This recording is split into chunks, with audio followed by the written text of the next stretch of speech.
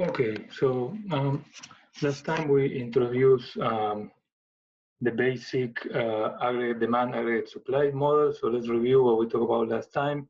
The aggregate demand curve shows us the relationship between the total amount of spending in the economy and the price level.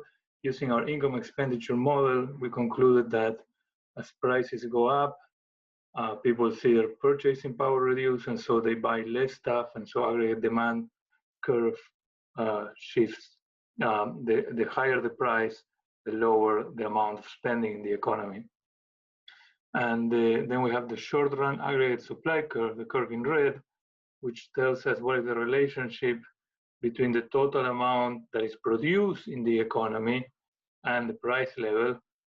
We said in the short run, because wages tend to be relatively sticky and don't change, so you can think of wages as being fixed by contracts in the short run. So you sign an employment contract for 1 year, you hire for 2 years, and so on. So changing wages takes time. When wages are fixed, increasing prices increases the revenue, but doesn't affect the cost because the wages are fixed, and so the profit per unit goes up, encouraging an increase in production. And so the higher the price, the more the economy will produce. And we combine those two. We say the price, aggregate price level is going to have to be at the value where the total amount that is produced is equal to the total amount of spending in the economy. We know that has to be the case from the national income accounting.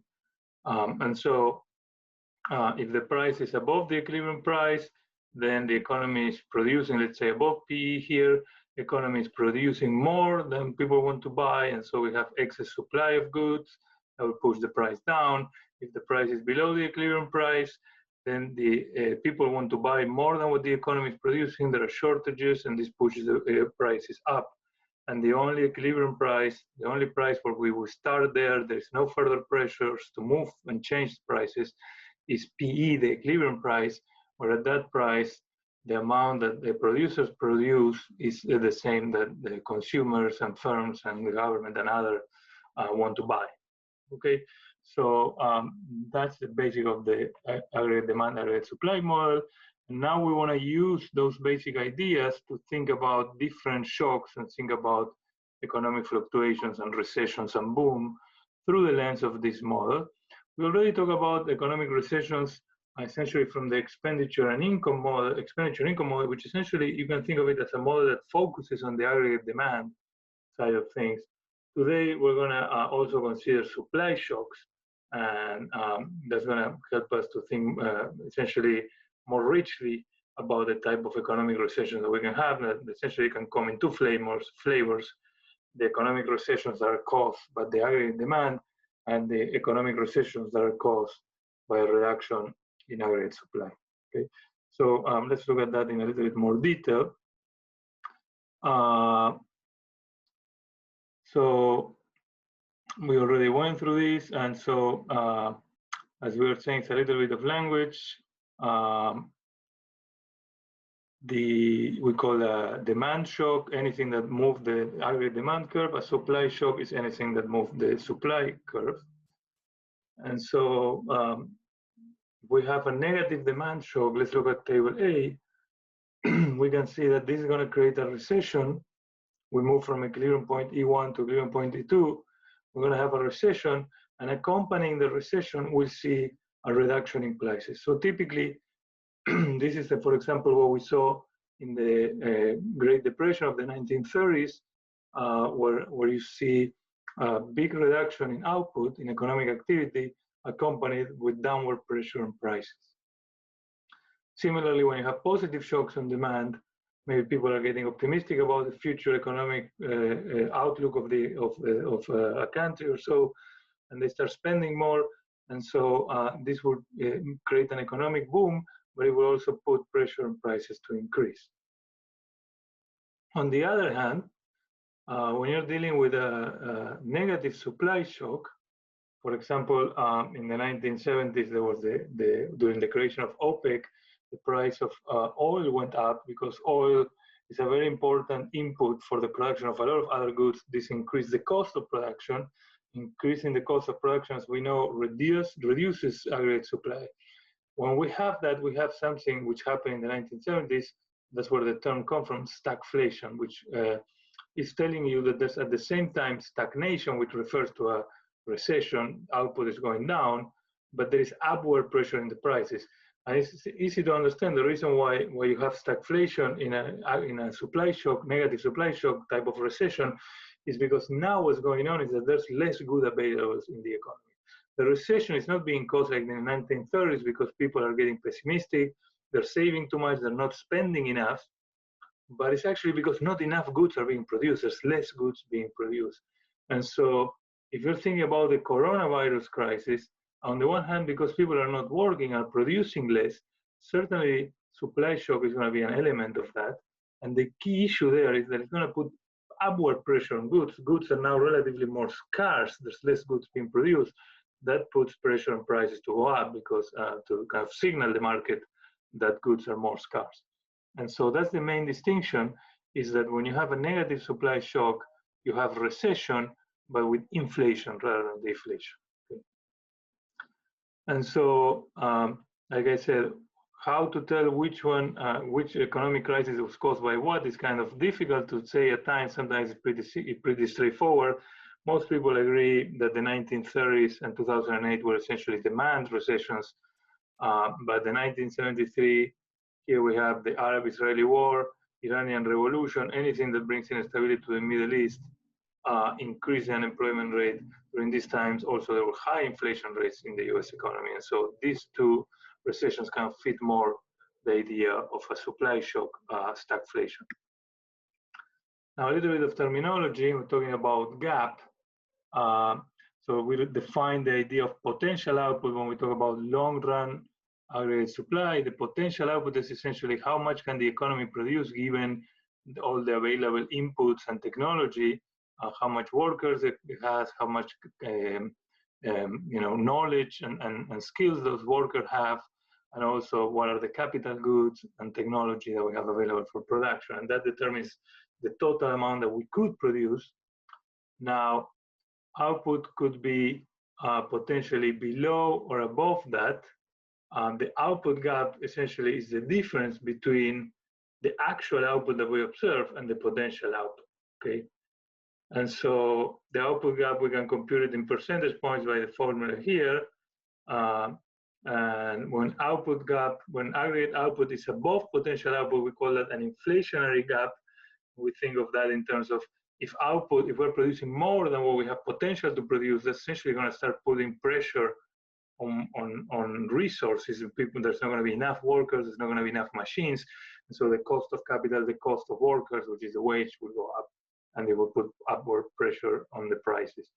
Similarly, when the aggregate output is below potential output, we call that a recessionary gap. Why? Because when you're underutilizing resources, there's too many workers, there's going to be high unemployment, you're going to have machines and factories lying empty without being utilized. And so all of that is going to make resources, inputs of production available, and that will tend to reduce prices, okay? And the economy can perhaps get in this is a kind of like demand type of recession. So we can use these ideas to put them all together by thinking, combining the short run and long run analysis, okay? So here is the same picture we had before of the aggregate demand and the short run aggregate supply. So let's look at the equilibrium point 1. In equilibrium point 1, we're in what we call long run macroeconomic equilibrium, which is when the short run equilibrium, which is the point where the aggregate demand, AD1, and the short run aggregate supply intersect each other, that's the short run market equilibrium. If that short run equilibrium happens to coincide with potential output here is the long run aggregate supply. This is how much the economy should produce in the long run. This is determined by potential output. Of course, this long run aggregate supply may change over time. And so it wouldn't really be a straight line, it may be moving, but we're going to kind of simplify a bit and ignore that in this diagram, okay? And so think of long run aggregate supply as potential output. How much can the economy produce given the factories, the capital, and the workers that it has? And so when the short-run equilibrium coincides with the potential output, in the long run, we are in what we call a long-run macroeconomic equilibrium. So to be in long-run equilibrium, production has to be given by potential output. Okay, and so what's going to adjust? Well, the only thing that can adjust in long run, how much we produce is not determined by prices, but it's determined by the availability of inputs of production, the technology, the workers, the machines, and so on. And so the only other thing that can affect adjust is prices. And so let's suppose we start in a situation like equilibrium 1, E1, where we are both in short run and long run macroeconomic equilibrium. And then there's a negative demand shock that moves the aggregate demand curve down. Perhaps people receive bad news about the economy or whatever, and there's a negative shock. And so what it does is that in the short run, remember the definition of short run is that prices, in particular wages, not prices, but wages are fixed. So when wages are fixed, we see a negative shock that brings us into a recession with deflation. Okay, so there's an initial drop in prices, and we go to equilibrium point E2. But the problem is, equilibrium point E2, we're in a short-run equilibrium, but we're not in a long-run equilibrium. We're producing below the potential output. Remember, we said when we're below potential output, we call that a recessionary gap. And so, as I was saying, when we have a recessionary gap, factors are being underutilized. There's a lot of workers who can't find a job. There's unemployment. The factories who are empty, and all of this eventually is going to push a reduction in nominal wages. Because if you have to hire somebody and you have a 2 blocks line of people trying to get that job, you're saying, okay, there's somebody there who's really willing to work for less, and so you're going to lower the wage that you offer. As nominal wages go down, this increases the profitability of the firms, and it's going to push the short-run supply up from 1 to 2, and so in the long run, prices will continue to drop until we are in long-run equilibrium point E3, where now the recession is gone because prices adjust. Okay, so in the long run, the only thing that adjusts is prices. Similarly, we can think of a aggregate demand, a positive aggregate demand. The ideas are the same. You start in the long-run equilibrium E1. Now demand moves up. It brings us to a short-run equilibrium in which now we're producing at E2 an output that is above our potential. Sometimes economists use the term the economy is overheating. Why is it overheating? Because it's producing more than what it has machines and workers and capacity to produce. If you're producing above your capacity, essentially you're going to have a hard time finding workers. You're going to have time finding factories, and so this is going to put pressure on wages to go up. Okay, and as wages go up, the profitability of firms goes down. This pushes the short-run aggregate supply from 1 to 2, and we are back in the long-run equilibrium point E3, where now prices have adjusted to reflect that, okay, the capacity of production of the economy has not changed, it's still Y1, but now there is more demand, and so the goods become relatively more scarce. That's get reflected by higher prices. And so we move from long-run equilibrium E1 to long-run equilibrium E3. In the meantime, we have a short-term boom. Okay? And so that's why the Federal Reserve is always looking at the economy to see whether we have an inflationary gap or we have a recessionary gap, to see how we can bring back the economy, how the Federal Reserve or the central bank can use monetary policy to bring the economy back to a long-run equilibrium, to a potential output. Okay, and so when you are here with a recessionary gap, you have to worry about unemployment rising. When you're in inflationary gap, you have to worry about inflation, and for that reason, that's the dual mandate of the Federal Reserve we discussed already. The Federal Reserve is always trying to balance these two, always try to bring the economy back into a potential output long-run equilibrium. And so it's always balancing unemployment and inflation. Okay, so as I was saying, that's what we call stabilization policy, this play that the Federal Reserve does, trying to, when we have the economy is growing too much, trying to rein it in, and by somehow reducing aggregate demand and when the economy is in a recessionary gap and employment rising, try to boost the economy a little bit. And so that's essentially the whole idea of what was introduced by Keynes, which created the modern field of macroeconomics, which has this idea. A lot of people may have heard people saying, Keynes quote saying, in the long run, we're all dead. Essentially what he said is that this long run is a misleading guide to current affairs. Economists set themselves too easy, too useless a task if in the middle of a storm, all they can tell us is that at some point in the future, the storm is going to be over. And so what this really means to say is that, as we discussed previously, there was all this idea in macroeconomics up until the 1930s, where economic systems were essentially self-regulating. And so the idea behind that is that if there is an economic downturn, eventually prices in the economy will adjust to that, and the economic system will kind of take care of itself, fix itself, and go back to equilibrium. And that's kind of something that shows up, the idea that the system will go back to long-run equilibrium and prices will adjust. But what Keynes is saying is that, well, maybe that may be true, but we should not just leave that up to the system. Like the 1930s actually proved that it may take a really long time to get there. And so we should find policies from the government, and this is all about the debate of should the government intervene in the economy or not. And so here's an argument saying the government should intervene to try to make the duration of the recession shorter, try to bring the macroeconomic equilibrium faster. Okay, so that's essentially what the quote says. It's not to say we can spend whatever we want because in the long run we're all dead, so who cares what our children are going to have to pay. That's not what the quote says. The quote says what I just described. So I hope that makes some sense.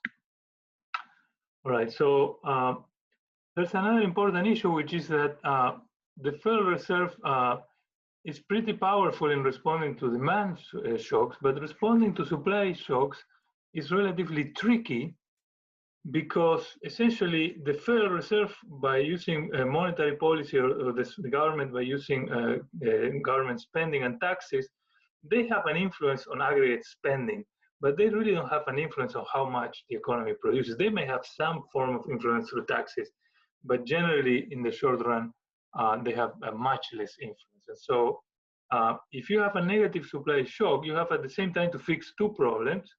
You have inflation and you have a high unemployment. And so if you have to reduce unemployment, you're going to make inflation worse. If you try to reduce inflation, you're going to make the recession worse. And so this is, creates a bit of a problem. So how can the Federal Reserve affect, so aggregate supply shocks are very nasty for that reason and difficult to deal with. On the other hand, aggregate demand shocks are relatively easy because the Federal Reserve can use monetary policy. We already discussed fiscal policy, the idea that you can actually dig a hole and then cover it up and put money in people's pockets. Right now with the coronavirus stimulus package, you're seeing, for example, the Canadian government or the US government and other governments in Europe discussing the idea of just giving people checks or increasing the benefits from unemployment insurance or employment insurance, as it's called here in Canada. And so those are examples of direct spending or reduction of taxes or postponing things like that, tax deadlines. Those are examples of fiscal policy. Monetary policy, on the other hand, we already discussed what it is. It has to do with the interest rates in the economy, and it has to do with the amount of money in circulation in the economy. And so we can use monetary policy to affect aggregate demand. And so how does that work? Well, essentially we can conduct expansionary monetary policy. It's called when the Federal Reserve or the central bank is taking actions that increase the aggregate demand. Sometimes it's called easy money policy, put money in people and firms' pockets so they spend. Contractionary monetary policy is designed to or to tighten the ropes, or tight monetary policy reduces aggregate demand, and so it controls inflation. Okay, so expansionary monetary policy is used when unemployment is rising. Contractionary monetary policy is used when inflation is a concern. And so let's think a little bit real quick about how this works. We already discussed it in chapter 10 slightly. The idea is that the Federal Reserve increases the money supply and lower the interest rate. We'll discuss in detail how this works through the open market operations. You go buy, Fed goes and buys a treasury bill, and by doing so, it dumps money. It also lowers the interest rate. By lowering the interest rate, this is going to make firms cheaper to borrow money to invest. It's going to make funds cheaper to borrow for consumers to buy, and so it's going to increase investment spending, and it's also going to reduce consumption spending, and through the multiplier effect, this is going to be multiplied, and all of this is going to lead to increases in the aggregate demand. On the other hand, decreasing the money supply through the same channel via the interest rate will reduce aggregate demand. So what really makes monetary policy effective is the effect it has on the interest rate. That's one way to think about it, and it has an effect on aggregate demand. And so aggregate demand is relatively easy to control by the government. Okay, so as I was saying, how does this work in practice? Well, the Federal Reserve has to make choices. As you have seen now, for example, with the coronavirus, the Federal Reserve decided just to lower the interest rate essentially close to zero so that firms can borrow, and this essentially creates a problem. This is what is called the lower bound, because now it really will run into a lot of difficulties of bringing the interest rate negative. And so essentially at this point, you have tied your hand you cannot use any more monetary policy. Right now, because there's a very severe crisis, the government essentially are going full blown with all the fiscal policy, stimulus package, and monetary policy at maximum capacity, which essentially is concerning if the crisis lasts, that in the future they're not going to be able to do much more than what they're doing now. But at least they alleviate somewhat perhaps the duration and perhaps the severity of the crisis. And so, as I was saying, in practice, you have to kind of balance this recession, unemployment with price stability, inflation. In this context, it's very clear that the only concern is to kind of expand the economy, so we have very expansionary monetary policy, very expansionary fiscal policy. If after a while things start to improve and the economy starts growing, and then they're going to start saying, okay, as the economy starts growing and starts going into a boom, should we slow down the monetary policy and go more to more stringent or tight monetary policy in order to prevent inflation from developing? And so that's essentially what always the Federal Reserve is trying to calibrate. Okay. So there is also this issue about how effective is money affecting real variables in the long run. Okay, so the idea is that